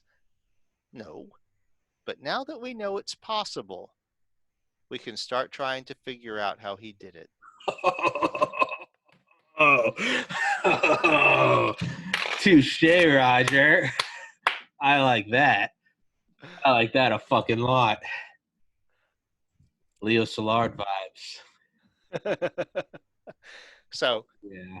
that was my dramatic reading for tonight. Now, I was going to make a suggestion. Sure. Okay, a challenge. Okay. Because I know you have a problem with the reading thing. Not, okay. Yeah. Yeah. Audiobooks. Yeah, it's like get the robot to read it for you because reading doesn't work and all that. Okay. So I would like to make a suggestion. Okay. A gentle challenge. Sure. I sent you the link for the first episode of The Curators. I would like to challenge you to read one episode a day. They're short. They're all under 2,000 words. Okay. For 1 week, which will bring you to the excerpt that I just read you. Okay. Incidentally. And that's it. It's just to give it a try. Because the thing about it is that I've known other people who had the reading block. It's like they're capable of reading, but it's a chore. It's difficult. It's a pain. It's like you don't look forward to it. It's like, oh crap, I've got to read this thing. Yeah. Okay, so what I would like to suggest is that when I wrote this, it's a serial. So it's in little bitty chunks, each of which has a hook because it's a fucking serial. So it's got to have something to bring you in for the next part. Yeah. And so I would like to ask you to just give it a try. I'll give it a try. Okay. And if you report to me next Wednesday that it's just not fucking working out, then okay, that's fine. All right, whatever. But the thing is, the way you improve these things, if you can, is by doing it. And I know how you get into this mental trap of, when you do have to read something, you're dreading it. Yeah. So there's no positive feedback, even when you manage to do it. So I'm thinking if you like this, you get a little endorphin thing, you get a little positive charge out of each of these episodes, and don't push yourself. It's like I'm saying, just saying one a day. Don't push it. Don't think, oh yeah, it's like, okay, just do one and ask yourself if you want to do next. It's like do the first 6 or whatever until we get to next Wednesday, and then just tell me how it went. I'll do that. I'm open to it. I'm open to the challenge. I'm open to growth. And I honestly don't know how well it will work, because you're 30 years old, and I don't know if the human brain is still plastic enough at that stage, but I think it might be. And I think if you enter a situation where you are reading and getting rewards, and instead of it being just this fucking nuisance that I've got to deal with, then it might help to open it up, and it's like whatever. It's like I'm not a fucking professional or anything, so I'm down to open up. Yeah, maybe dopamine is the water, and the more moist you get the soil, the more the neuroplasticity of your brain increases. I think that's a possibility. I'm open. And the thing is, when I created this thing, I didn't know what the fuck I was doing. It was, but it just broke all the records as far as, I mean, I thought it was going to be a one-off story. And my wife was like, oh, man, you have a lot more to say about this universe. A lot more to say about it. Ended up being 120 episodes. 200,000 words. 200,000 words. And it's like, but it's in little teeny chunks, each of which has a hook to get you into the next one. Yeah. There was no point in the whole creation of this thing where I was more than 10 episodes in the future knowing what the fuck I was going to do. And that in itself is like, I would say, if I was talking to someone who was a writer, I would say that is one of the best exercises I have ever done in my life for myself. Really? As far as this, right? There's no way I would be contemplating doing Topi if I had not done the curators. Yeah. Because it got me back in touch with, what the great, my muse. Yes. And it was just, and I'm really fucking proud of it. Yeah. It's as well as you should be. And that's kind of, I described to a friend of mine that loves this podcast, is kind of what you're saying. I tell him that looking out at this thing, I always visualize it as like, a bunch of like, almost like the Matrix rain. Like I'm standing here, like when I'm walking on the street, I visualize it as like, there's like a river of like Matrix rain, and it's flowing away from me. And I see it's branching off into potential guests, and each guest branches almost like a chain reaction, like Leo Szilard. But I can never see farther whenever I visualize this, and I don't do it intentionally. I'm not like, let's think of this. I sort of just let it happen. I see it branching off. I'm going to get this guest, and maybe that breaks to here and breaks to here. But it can never go more than like 10 or 15 feet in front of me. Because what happens is it hits this like inverse waterfall. It goes straight up. And what that is to me is I've now come to see that is the event horizon.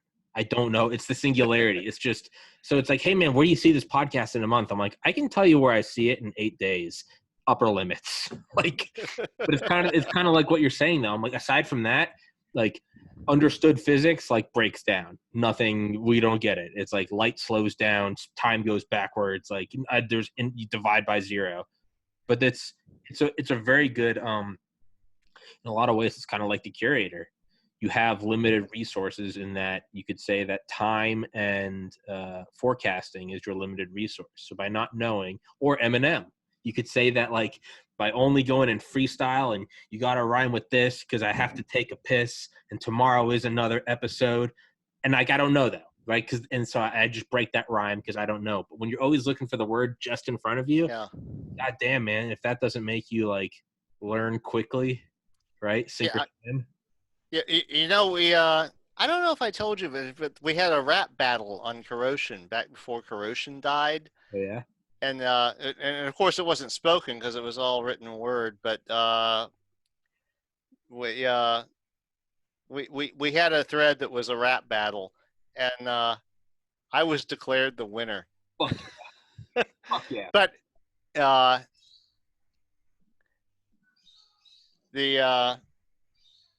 the rhyme that got it for me, to Asimov, I have sometimes been compared. You ought to check out an opinion he aired. Though violent energy must sometimes be spent, it's still the last refuge of the incompetent. Touche. But it's, yeah, there's something about that sort of, right, that freestyle. And I was the thing is, after that weekend, you know, when we were doing that, because that was like the 50th post that I put, and it was like, you can't fucking stop thinking in rhymes. Yeah. It was like, oh yeah. It was like, I would imagine getting out of that habit was like, it took me 3 or 4 days to stop fucking thinking in rhymes. Yeah, but if you ever watched, there's like a Mac Miller freestyle, I think, or one of the early Eminem freestyles in that same video I was telling you about. He's like, yeah, he's I can't play it because I don't want to get my channel yanked. But it's him doing a freestyle, but it's fucking amazing. But the ending line is beat your ass like a jealous husband, like, and that's like the finishing line, and like it's just amazing. But yeah, he's shitting on the guy. He's like, because you wrote 90% of this. When you go looking for your freestyle, it comes up missing like Snoop Dogg's police files. But he's the thing is, in the rap battle on K5, I spent most of it doing Dr. Seuss shit. Yeah. It was like, you're doing Eminem, I'm doing Dr. Seuss. They're doing all this violent shit. It's like, I'm going to mess your shit up. I'm going to take your head off. It's like, and I'm just like, you know, and I'm doing, you know. Hat in the Hat. Yeah. It's like, I'm literally doing Dr. Seuss style rhymes and all. And so we're bantering with this. And then it was like that last one that I just told you, it was like the one that sealed the deal, and it's like then one of the side guys just said, okay, I declare you the winner. That was winner. Boom. Yeah. And the sad thing is it's not online anymore because Corrosion went off of the air, and I don't have a fucking copy of it. I think, you know, I've come to start to view that stuff that's vanished from online, I start to appreciate it more for what it is. Like, I go way out of my way to make sure my podcasts survive. Yeah, I know. You got the nuclear bunker there, and you're safe with the terabyte hard drive and all, the dude. black bag and all that shit. Yeah. Got 3 tiers of Faraday shielding.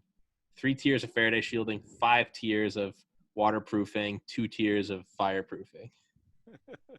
I'll die and they'll find this thing. They're going to uncover this thing in 600 years. Yeah. You're not even getting hit by a hurricane right now. No, but that's what this thing is for. This thing, NORAD over in the corner, this fucker. That's what this thing is meant for. It is right now. I could like, no hyperbole. I could go get a jerry can of gasoline. I could dump it over this thing, light it, and walk out of the house and wait for the fire department to come and put this whole thing out. And then there could be a solar flare. and then we can take the rubble and go dump it in the pond out at the end of the neighborhood, and I can go in 72 hours and yank this bitch out, and it'll be just fine.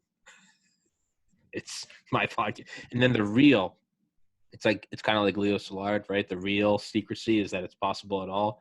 The real safety of this NORAD safe is that there's nothing worth stealing. It's just my podcast. It's like, what is it? Is it blackmail and Yes. competitions? Nope. It's all online. There's nothing You to got take. all the trouble to break this safe and all this shit, and all it is You can go to a YouTube. hard drive with these podcasts. You can go to YouTube, dog. You can get it all online. That's all it is, though. But I kind of like it. I like the challenge of, can it survive? Yeah. That's what I got right now. But yeah, it's I like it. I like the idea of the curators. I do like the idea of, it's something I've kind of toyed with more. I do like the idea of there being like beings on this earth who just look identical to us. And I don't mean that in some like, reptiles run the world. No, but I just like the idea of someone popping in and just going in full camouflage and just sitting in on a college class. But the rule is you can't fuck with it, right? You just sit in and watch.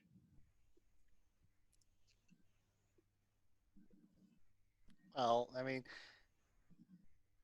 the thing is, if there is a galactic civilization, the question is, where the fuck are they? And so making it compatible with the fact that we exist and this is our lived existence is kind of a challenge if you're a science fiction writer, I think. Yeah. So, the whole thing with the curators is I wanted to take their challenge to do, human primacy things and, human exceptionalism. Yeah. And I understand the reason that their group exists because, if you look at it from a certain point of view, the movie Avatar was really kind of annoying. Yeah. So it's like, we're the bad guys. We're fucking incompetent. We get our butts kicked by these primitive people that like don't even have like radio or anything. Yeah. And so humans would have won. We would have just napalmed it from orbit. Fuck off. Yeah. So it's like, no, seriously, but on the other hand, I didn't want to, and the thing is, if you read it, an HFY is a really friendly group if you're a writer.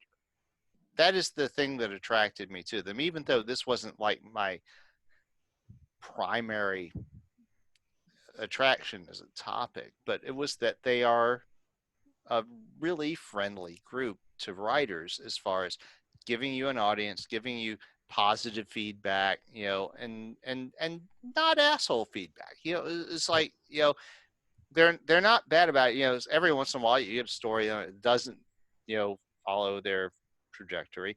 So I thought it would be fun to do something that explored that space of human exceptionalism, but in a different way. And in the, so it took me 2 years to do all this. And in that time I was reading HFY every day. And it's like, when you read the meta posts, there are a couple of big things that keep coming up over and over again in the meta discussions. Well, one of them was, I got blue balls because this dude started this series, did 50 episodes, and disappeared and never finished it. And I was intent, I was not going to be that guy. Yeah. Okay. So, And a lot of people were like, they were, when I finished up the curators, I was like, I have to finish the thing. It has to have an ending. And oh my God. So there were people who were like crestfallen. But on the other hand, it was like, well, I can't continue doing this until the end of time. Yeah. So it has to either end, or I become one of those people you complain about with the blue balls because I had a series and I didn't end it. So I'm ending the series. I'm drawing it to a conclusion, which I think was a satisfactory conclusion. Mhm. And, you know, what else can you do? Is it, you know, it's,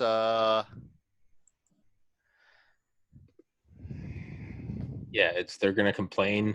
They're gonna complain if you pull the rug out from under them, or yeah, they're gonna complain because you should have ended it earlier.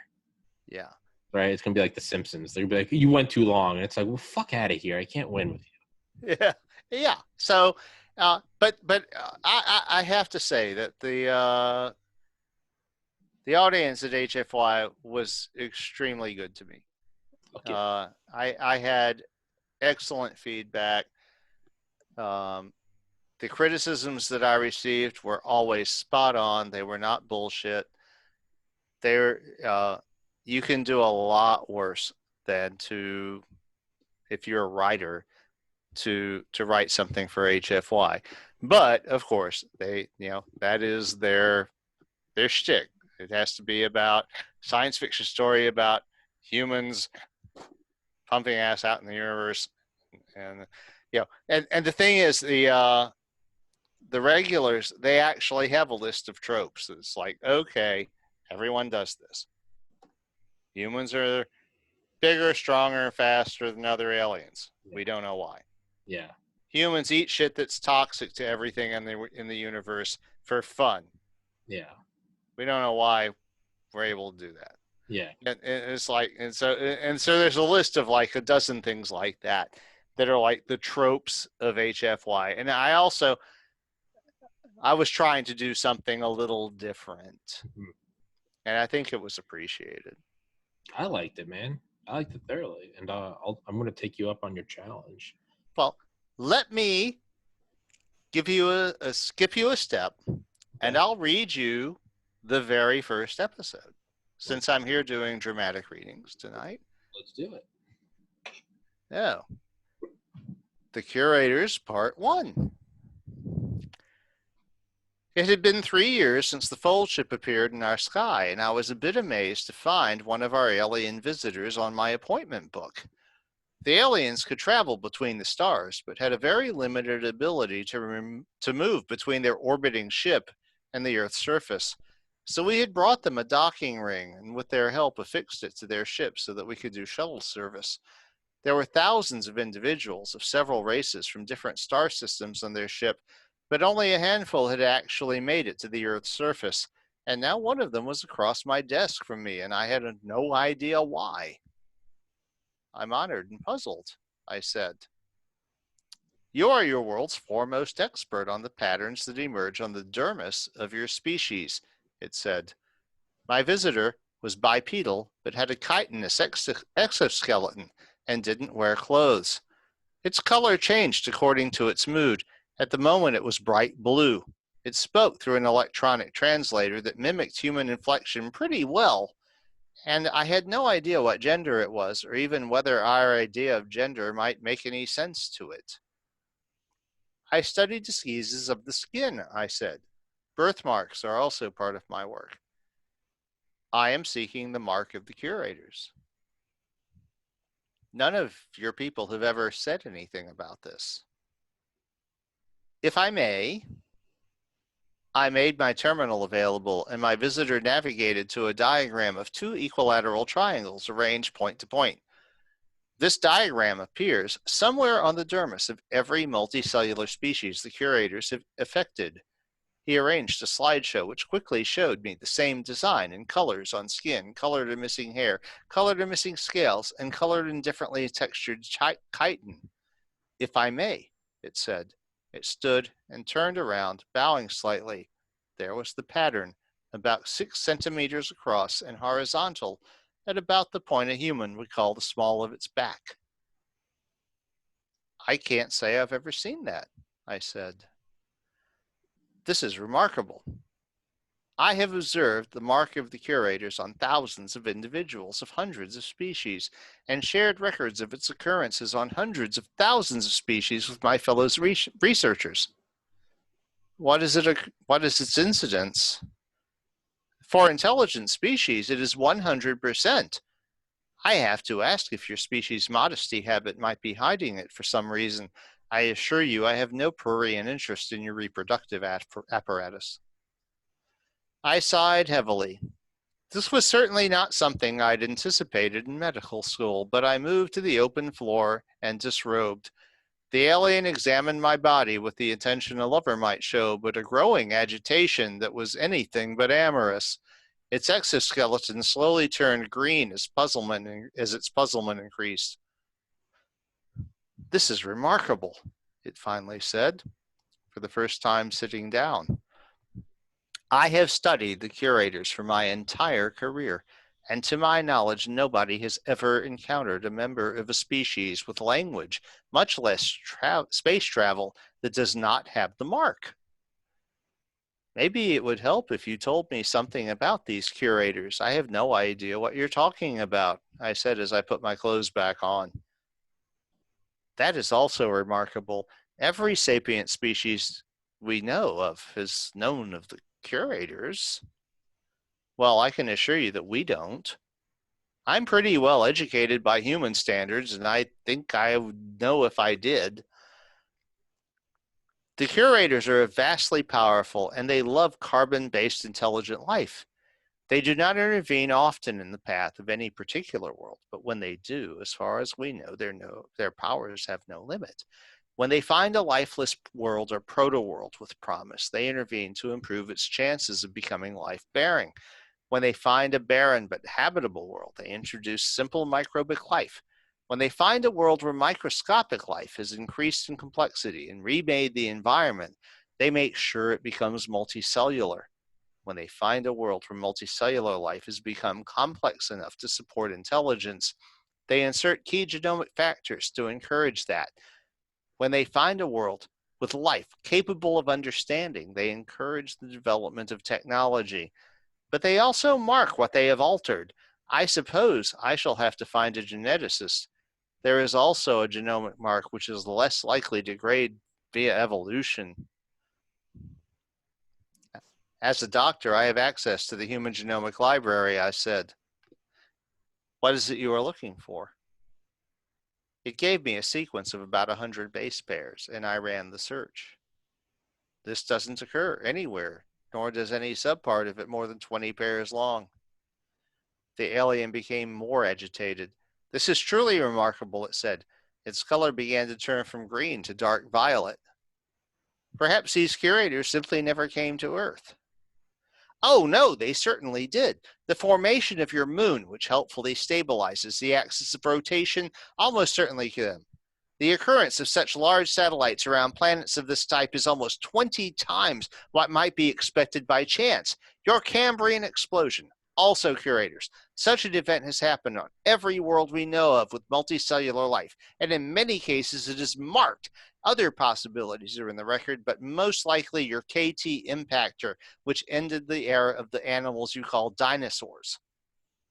Wait, if these curators love life so much, why would they hit our world with an asteroid and almost wipe out all life? They don't love life. They love intelligent life. Your fossil explorations draw a detailed picture. Your archaeologists are some of the best I've ever encountered. Life on Earth had stagnated in a stable pattern for tens of millions of years, with ravenous monsters dominating the most productive continents. The curators are known to intervene in this way in such cases. They left the coast clear so your ancestors could evolve into you. They love intelligent life so much and they're so powerful. Why don't they just make it from scratch? We don't know. That is a great mystery all of our races have pondered for literally millions of your years. We think they want to encourage, not create, and be surprised by what arises. So they create favorable conditions, but they do not directly create what they want. So how do they intervene to encourage technology? They leave gifts, papers, drawings, artifacts. Every species has its tales of the mysterious package that gave the idea for steam power, electric power distribution, or the fold interstellar transport. In fact, it's an interesting thing. We found your world because we detected an anomalous fold pattern, which we thought might be the signature of a fold ship in peril. But it turned out you were just commencing research and doing experiments. You hadn't had the gift to guide you.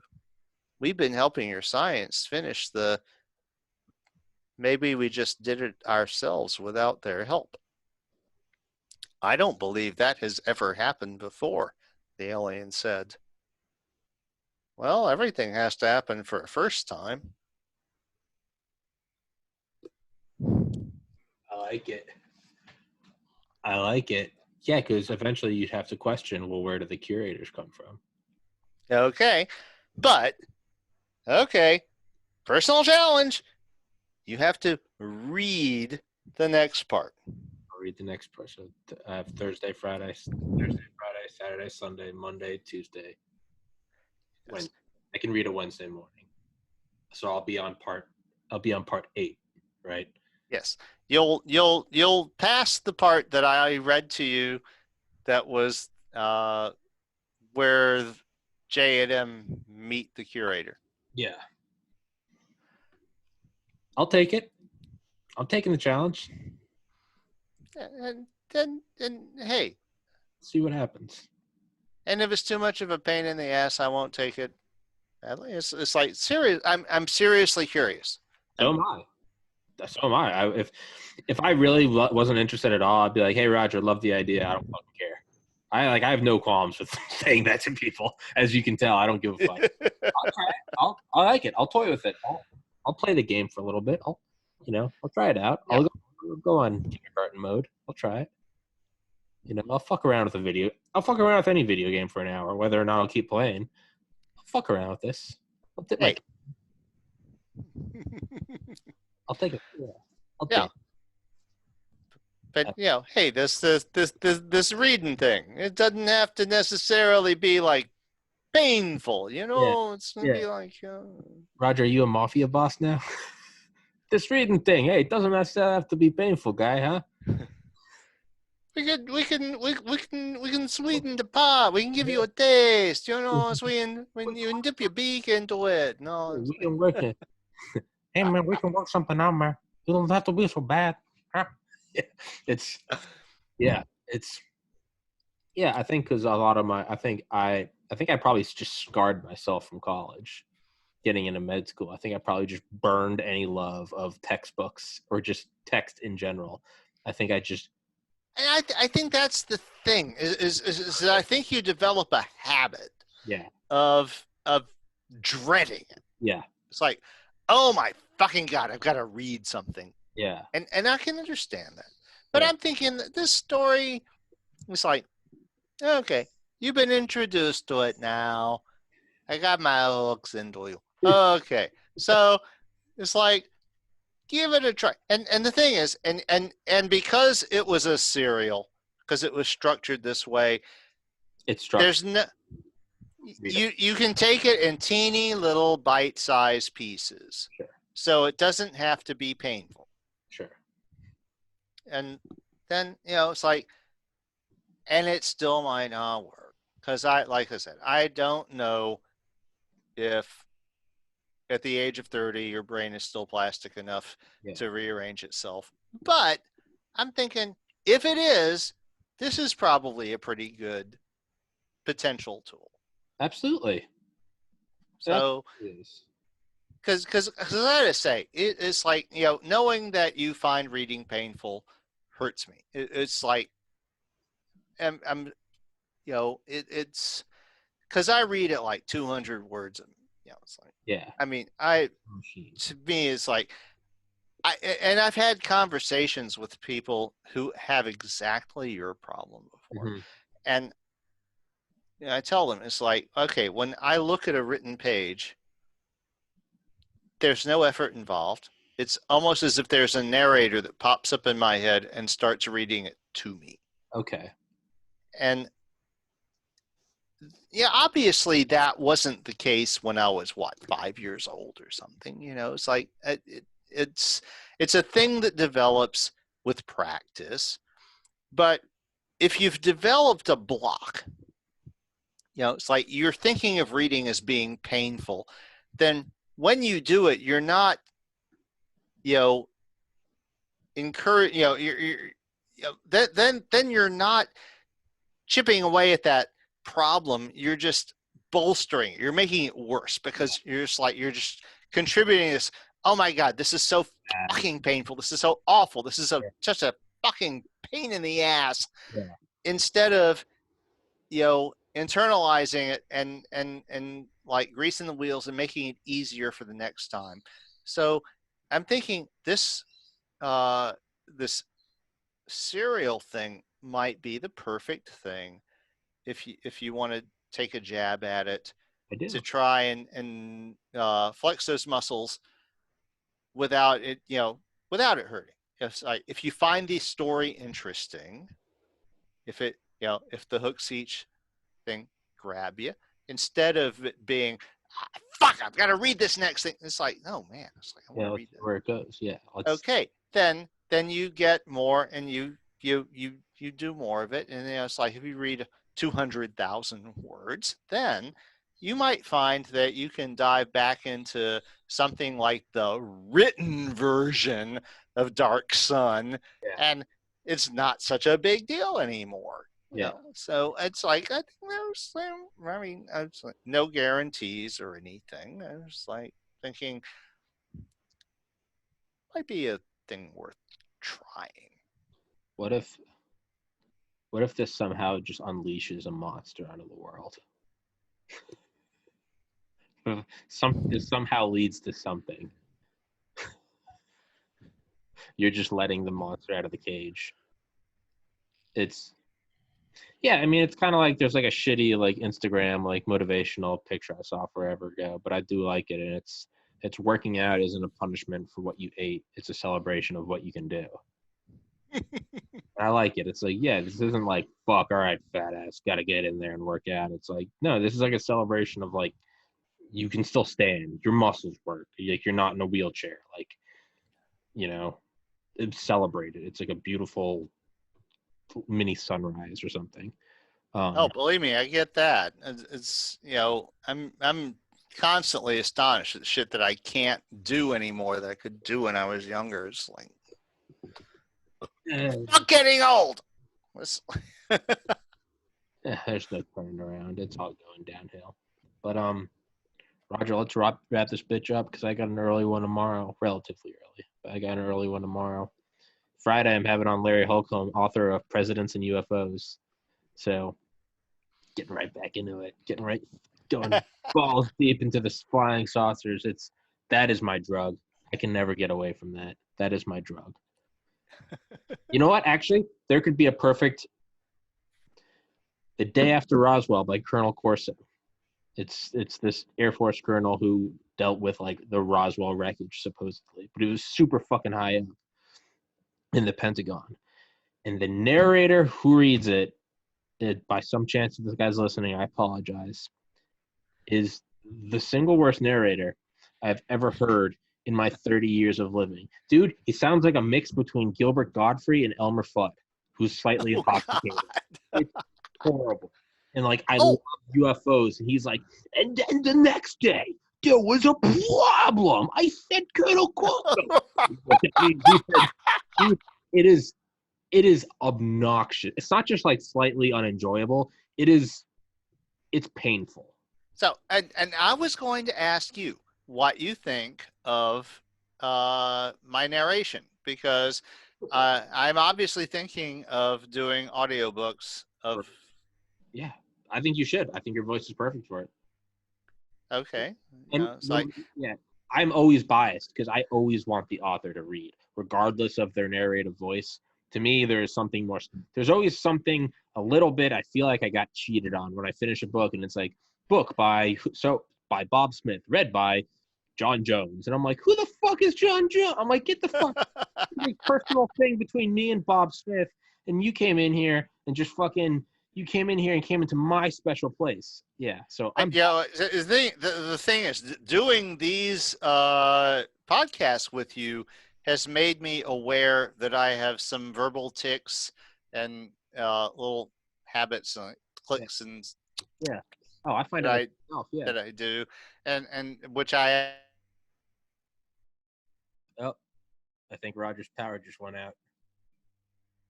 Rest in peace, Roger. I think a hurricane just took him out.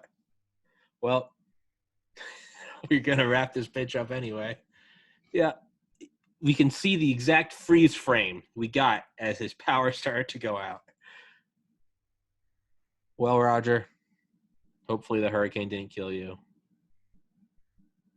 I'll give you a call or an email. Everybody, thanks for listening. Episode 229. Roger Williams, author of my favorite book, The Metamorphosis of Prime Intellect. You're an awesome guy. So perfect. Well, hopefully the hurricane didn't fuck him up. And if he did, Roger, you've lived a great life. Yeah, it's completely gone now. Godspeed, Roger. I'll send you an email. Everybody out there, stay safe. Just because someone votes differently than you doesn't mean they're your enemy. Love everybody. America is the best country in the world. Let's not get at each other's throats. 6 days till election. We're going to make it through this. We made it through the Cuban Missile Crisis. We're going to make it through COVID and riots. We got this. Big dick energy. Let's do this. Humanity. Much love, everybody. Thanks for being here.